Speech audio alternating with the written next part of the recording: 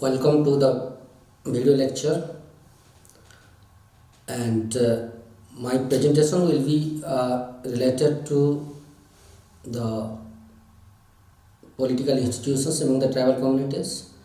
Under the political institutions, I will be discussing the relevance of primitive law and the state law in the contemporary state societies, or what kind of conflict is going on between the tribal communities and the states, because a lot of developmental activities are there, a lot of social interventions are there, because a lot of educational interventions are there, and in that context the tribal people, how they are accepting the outsiders in that sense.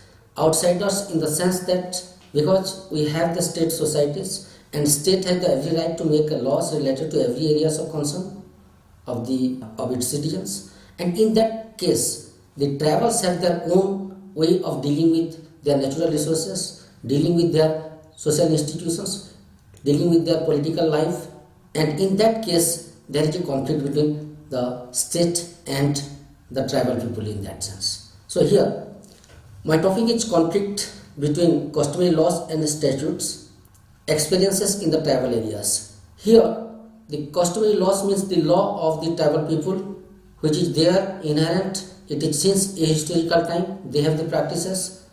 They are dealing with their life under the category of that social control, we call it in sociologically or anthropologically, we call it social control. That social control for the individual or the group, it depends upon a lot of activities, lot of behavioral patterns, and the statute is made by the state, made by the consensus, through the consensus, and it may not be enough to deal with the tribal people.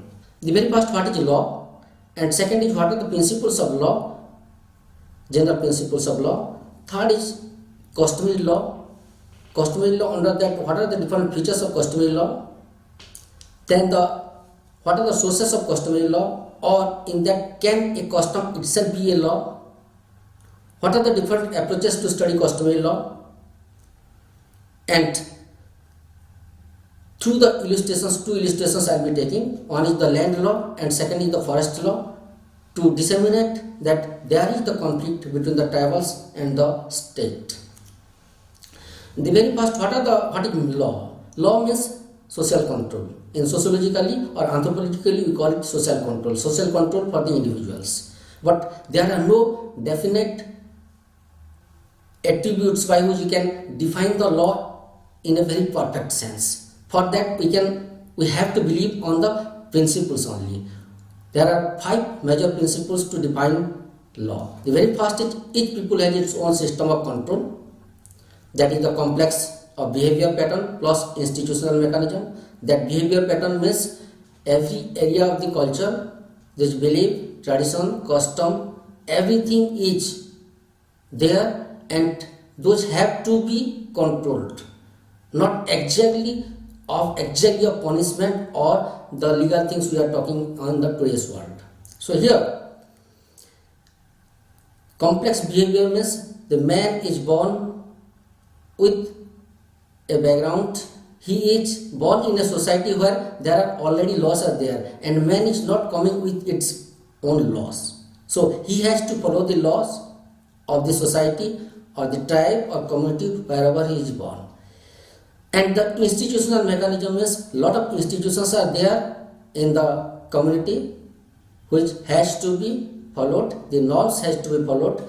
The behavioral things what are prescribed has to be followed.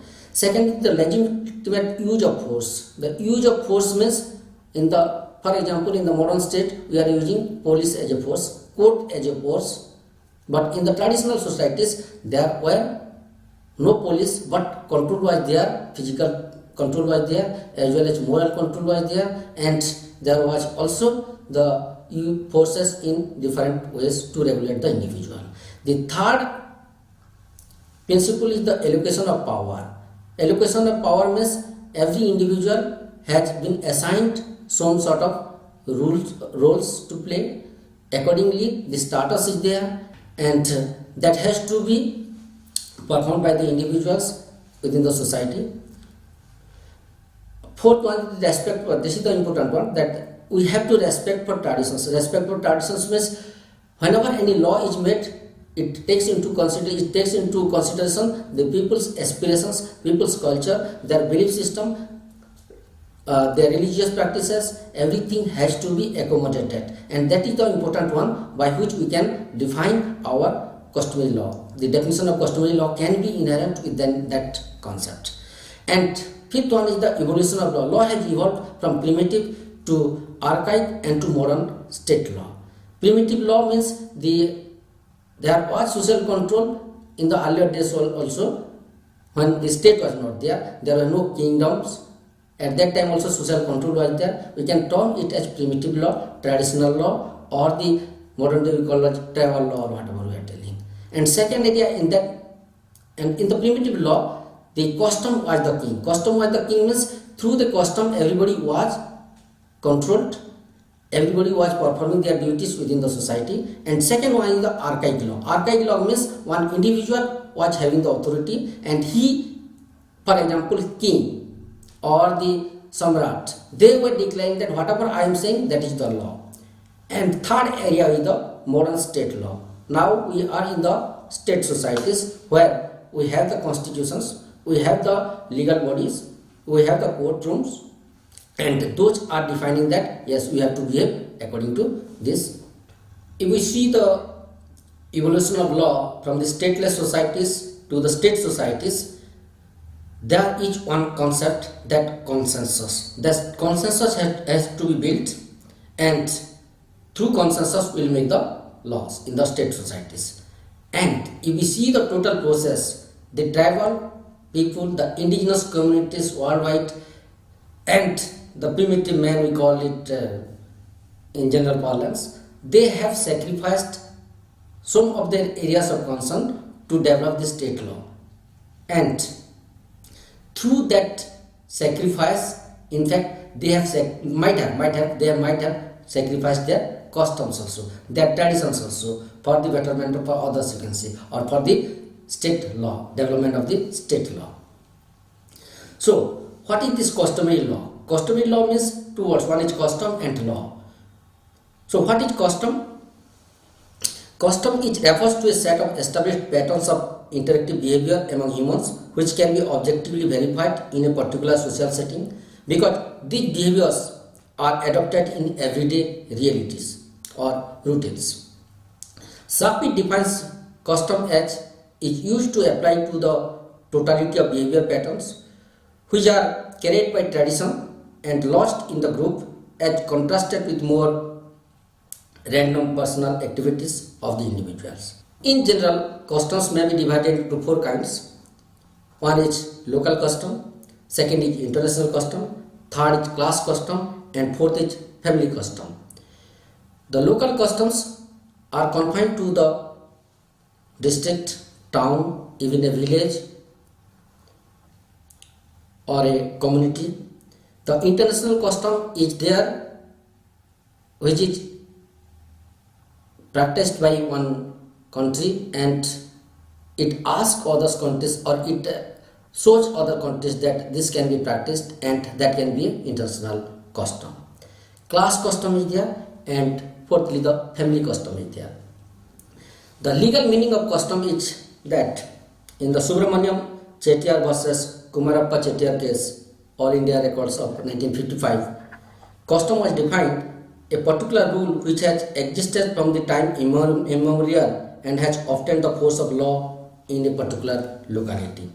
In Har Prasad versus Srodayal, custom has been defined as rule which in a particular family or in a particular district or in a particular sect, class or tribe has from long usage obtained the force of law. The famous jurisprudence expert Austin defines custom as a rule of conduct which the governed observed spontaneously and not in pursuance of law set by a political superior. When a customary right is upheld by court, it becomes customary law. It means a custom is a usage by virtue of which a class of persons belonging to a defined section in a locality is entitled to exercise specific rights against certain other persons in the same locality. Against other persons means it is their property and others cannot interfere that. In that sense, they can have the claim rights over that custom. Customary rights by definition cannot be the creature of a written instrument.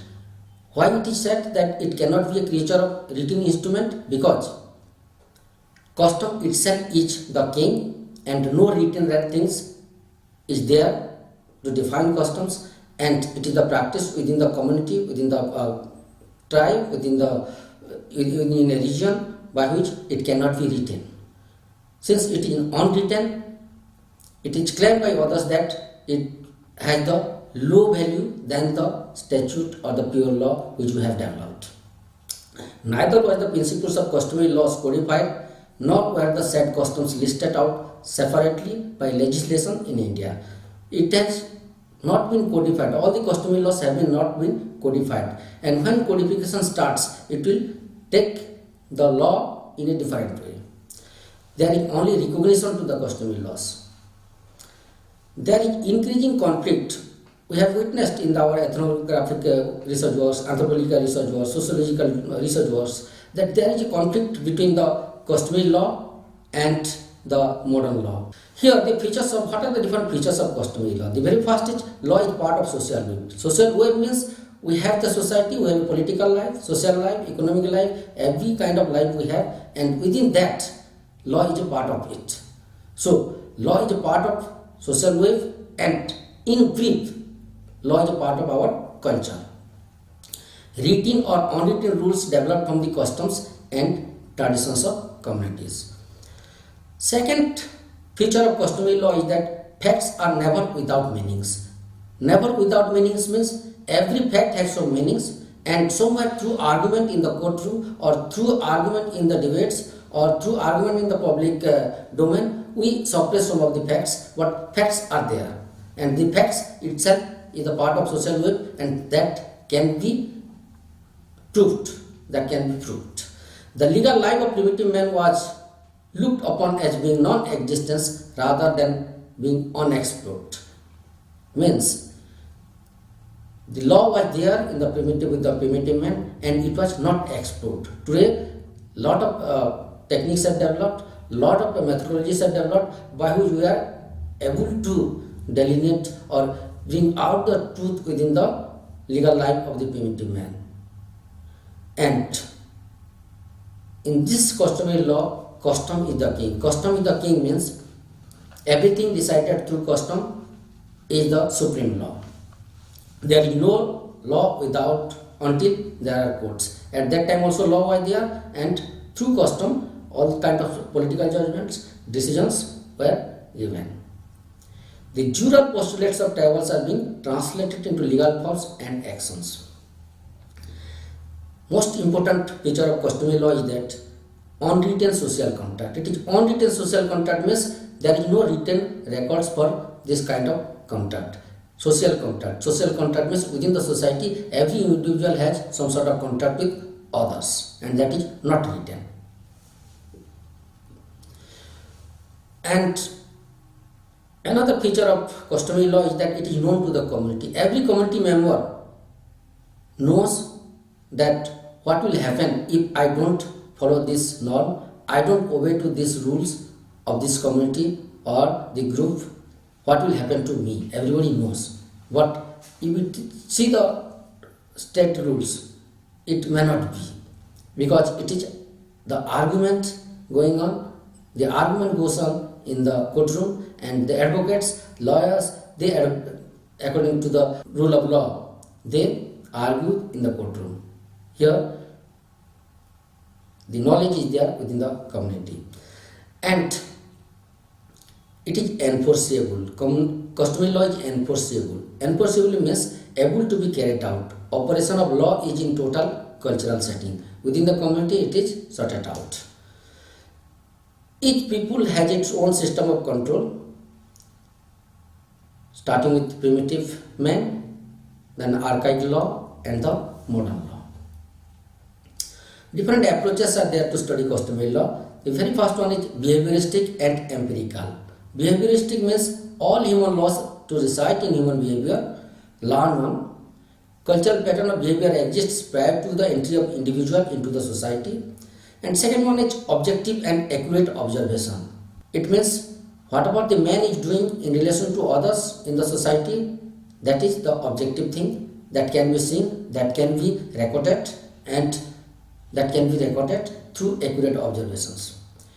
Supernatural institutionalism is one of the feature of customary law. Here, God and goddess or the supernatural power, they have a role in the legal system of the primitive man. In this sense, you may deny the empirical existence of these gods and goddesses, but they have a role. Three parties are there, in fact: the accused, the complainant, and the gods and goddesses. Within any conflict, the god and goddesses are taken into confidence that we are doing this kind of judgment, and God is there. You should be with us. The logical abstractionism or life of law has not been logic, it has been experience. In the society, every individual, every community, every group, they have their experiences, and it is not to be proved within the courtroom that what kind of experiences we have gone through. Legal positivism means law is there, but what kind of law we have to define here. The target is not models of ideal perfection in law, but social realities of law. Social realities of law means everything is happening within the society, and it should be limited to the society itself. And there are next area of my concern is that what are the differences between customary law and state law. The very first difference is that the state law is made. Made means it is consciously made, explicitly and deliberately by definite power of the state. This may be the legislatures, the judiciary, involvement of judiciary, and other academicians, researchers, and others. Opposite to it, the customary law is the group of procedures gradually evolved. It has not been written in any form, but it has gradually developed, or growth or spontaneous, we can say, without express enactment, constituted authority of declare to apply to safeguard. Second difference is that the state law need a special agency for enactment or sanctioned by organized coercive authority. Organized coercive authority means the individuals has to be regulated through force, and it is done through the agency. For example, police is there and other forces are there. Second is opposite to it, in customary law, it is enforced by spontaneous social action. Within the society, if somebody is not obeying the rules or regulations, he will be punished or penalized spontaneously. Another difference between state law and the customary law is that in state law, laws does appear only when abolished by a recognized authority, and opposite to it, in customary law, custom fade and disappear without formal abolition and without recognition by any authority. Other features like other differences are like more idealistic.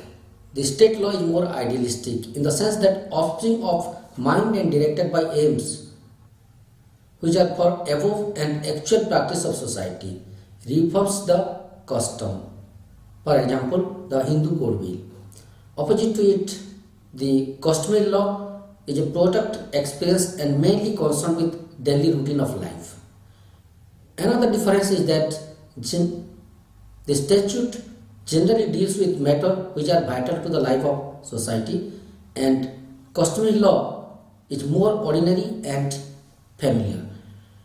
Now, we can come to the area of concern that when a custom becomes a law, or how the custom is recognized by the law or of the state. Here we can see the different legislations, different acts in which the customary practices or customary usages of the communities, particularly of tribal communities, have been accommodated in the state law. The very first, the Indian Evidence Act, Section 13 of 1872, deals with the facts relevant for the proof of customary law.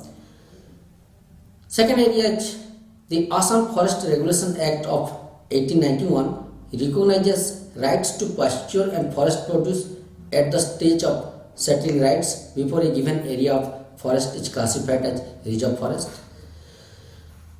And another important concern of customary law is that these rights are seldom transformed into customary rights in the field due to two things. One is the ignorance of the forest department, forest dependent communities, and the rigidity of settlement officers. In many areas in the recent past, we have seen the recognition of customary law, for example in the PESA, Panchayat Extension in the Scheduled Area Act, the Forest Law in the form of FRA, Forest Rights Act of 2006, and different land laws. We have seen that the custom of the people has been recognized. For example, the Forest Rights Act of 2006, it guarantees the right to forest and habitat of the forest dwelling scheduled tribes and other forest dwellers. It gives special emphasis upon customary rights. For example, habitat, how it is defining habitat? It includes the area comprising the customary habitat and such other habitats in reserve forests and protected forests of PTGs and pre-agricultural communities and other forest dwelling scheduled tribes. The rights, it is defining two kinds of rights for the tribal communities and the other forest dwellers. First is the right to ancestral land and habitat. Second is right to be relocated their dwelling due to state development interventions. Here the ancestral lands, where the concept have come. Ancestral lands, that is the practices or usages within the community, they are defining that this is our ancestral land and since a historical time we are cultivating it, and that should be defined accordingly and it is recognized by the state. Second is right relocations. Relocations means for any purpose, suppose one village has to be relocated. In that sense, the people's concerns is taken. So, community sentiment is given importance. Other things like delineate the customary boundaries. Customary boundaries means of the different villages, there are the different boundaries between the villages, among the villages, there are the boundaries that has been recognized in the forest rights. And of the community forest, resources with other members of the Gram Sabha including elders who are well versed with such boundaries and customary access. Next important feature is that evidence for determination of forest rights would be research studies, documentation of customs and traditions. The FRA is saying about the customs and traditions of the people has to be researched and that will get priority over other areas of concern. That illustrate the enjoyment of any forest rights and having the force of customary law by reputed institutions such as Anthropological Survey of India. The right to habitat is defined that right to be whole and live in the forest land under the individual or common occupation for habitation of self-cultivation. The rights including community tenure of habitat and habitation for primitive tribal groups and pre-agricultural communities. This community tenure means if we believe on the customary practices of the people, they believed on community land, not of individual property. So community land is given importance, not the individual rights or the private property. On rehabilitation due to developmental projects by the state, it says no forest rights holders shall be resettled or have their rights in any manner affected for the purpose of creating inviolate areas for wildlife conservation except in case all the following conditions are satisfied. Now, I am coming to one example how there is a conflict between the forest law and the Adivasis in the state of Jharkhand. Because the state law has taken, in the Forest Rights Act, the state has taken all measures to accommodate the sentiment of the people, people's traditions, customs, belief, God, goddess, everything has been taken into consideration. But how it came, the word is that historical injustice was there for these people. Since before independence, we have developed a lot of forest laws. At that time, we didn't realize. Now, after independence also, we have completed 70 years, but we have not been able to recognize it. Now we have started recognizing because of some tribal movements. It may be the lobby of the tribal politicians or in other areas that the people's sentiment must be given importance. Here, I am giving example of three main legislations in which the customary practices of the tribals have been given importance, and it can be the example for other states to accommodate the Adivasi communities' custom to be accommodated in the state laws.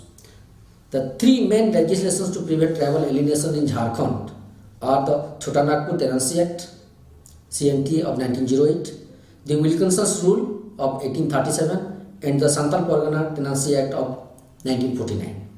The CNTA was meant to prevent the Mundari, Khuntkati, or the original settlers of Munda tribe, and the Oraon Bhunyari, original settlers of the Oraon tribe. The Wilkinson Rule was specially meant for the whole tribals of Singhbhum with specific land tenure system under the Munda Manki traditional system of governance. Similarly, the SPTA was meant to protect the lands of the Santals, but many amendments brought about in these legislations by the governments down the years have watered them down severely. As a result, tribal land alienation continues unabated even today. The land holding system among the Mundas is not very different from other communities. The Munda have two kinds of land holding systems that have an important relevance in the representation of their customary system. The first is the Khuntkati system, which is special because it has a collective ownership of the descendants of its founders and thus a special management system. The second important is the Bhunyari system, which has a different pattern of ownership than the former. Both these systems have some different stakes in the Parha Patti system of the Mundas. The executive authority of the Parha and its judicial authority are vested in a selected body known as the Panchayat.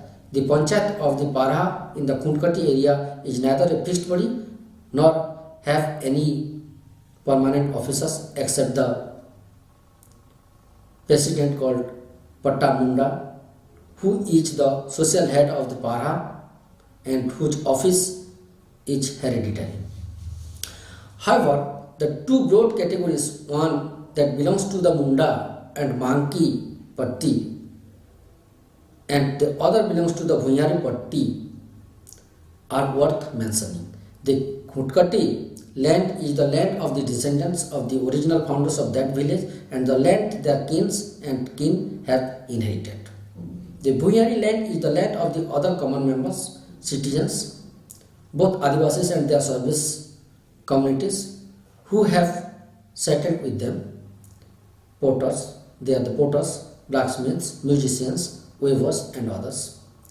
In this context, we can say that there are the customary laws before the state law was there, and that has been to some extent recognized by the state, but again there are the differences between the customary practices and the state.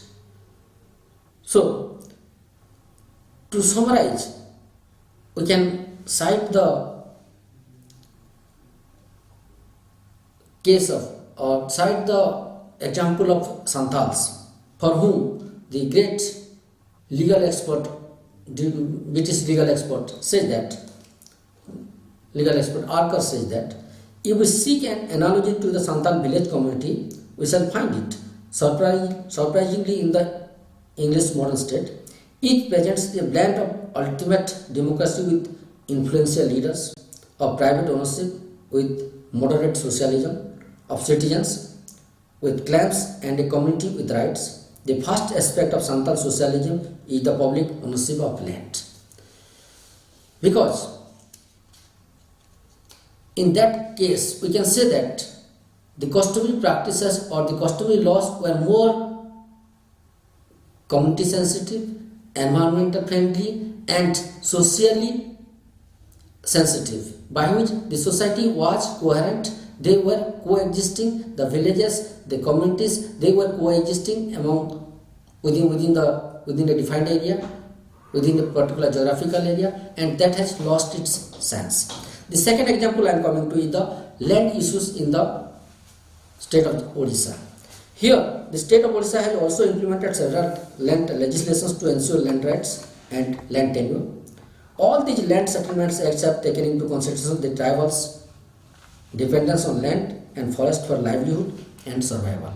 However, the legal status of the tribal land has been complex and takes many different forms.